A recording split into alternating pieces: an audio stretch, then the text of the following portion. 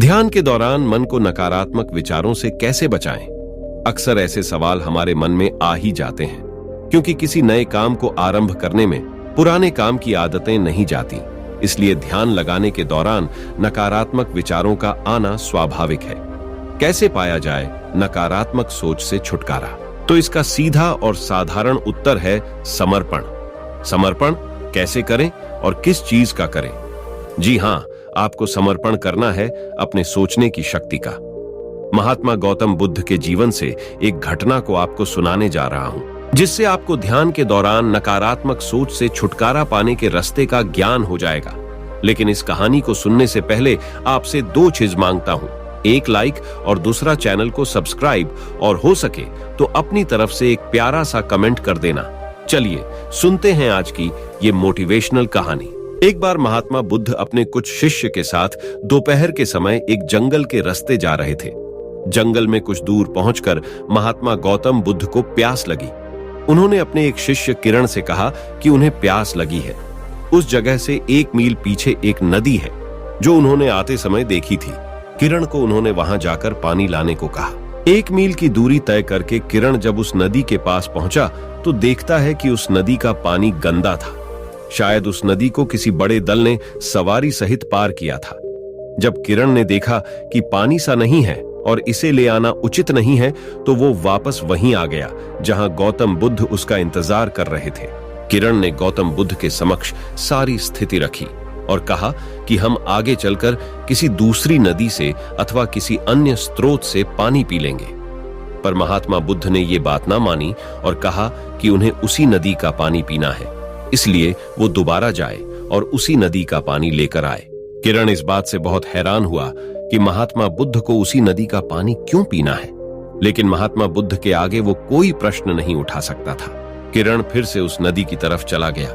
जब वो वहां पहुंचा तब उसने देखा कि नदी का पानी पहले से थोड़ा साफ हो गया था। धूल के साथ नीचे से उठे पत्ते, कीचड़ और कई और चीजें धीरे धीरे नीचे बैठ रही थी।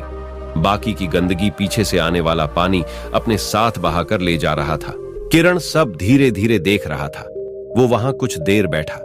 देखते ही देखते नदी का पानी एकदम साफ हो गया। किरण पीने के लिए पानी भरा और वापस महात्मा बुद्ध के पास जा पहुंचा।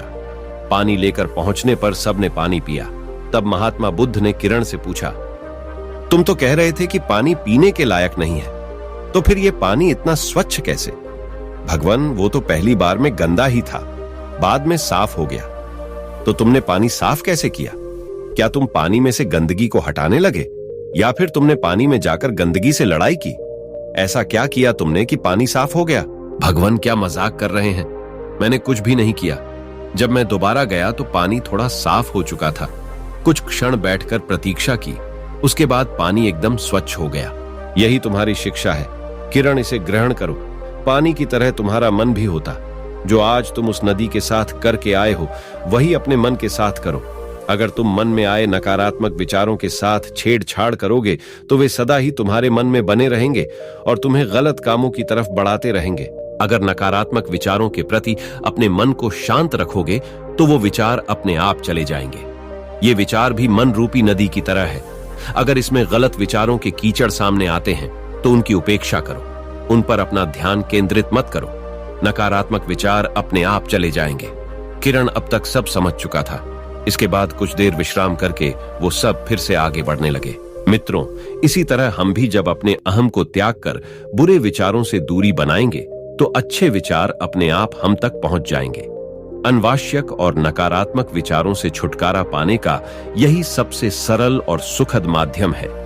आपको ये कहानी नकारात्मक सोच से छुटकारा कैसी लगी और आपने इस कहानी से क्या शिक्षा ली, हमें नीचे कमेंट के माध्यम से अवश्य बताएं। नकारात्मक विचारों के प्रति यदि आपके मन में कोई सवाल हो तो हमें कमेंट में जरूर बताएं। आपकी सहायता करने की पूरी कोशिश करेंगे और उसी पर कहानी लेकर आएंगे। धन्यवाद।